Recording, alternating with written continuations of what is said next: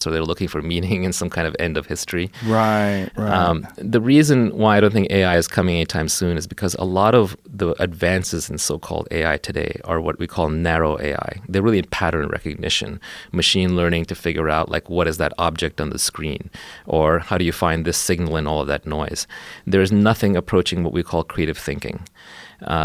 To actually model general intelligence, you run into all kinds of problems. First, we don't know how the brain works at all.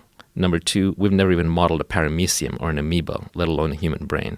Number three, there's this assumption that all of the computation is going at the cellular level, at the neuron level, whereas nature is very parsimonious. It uses everything at its disposal. There's a lot of machinery inside the cell that is doing calculations, that is intelligent, that isn't accounted for.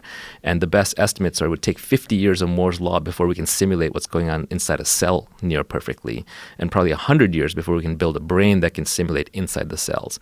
So putting it at saying that I'm just going to model a neuron as on or off and then use that to build a human brain is overly simplistic. Furthermore, I would posit there's no such thing as general intelligence. Every intelligence is contextual within the context of the environment that it's in. So you have to evolve an environment around it. So I think a lot of people who are peddling general AI, the burden of proof is on them. I haven't seen anything that would lead me to indicate we're approaching general AI. Instead, we're solving deterministic, closed set, finite problems using large amounts of data. But it's not sexy to talk about that.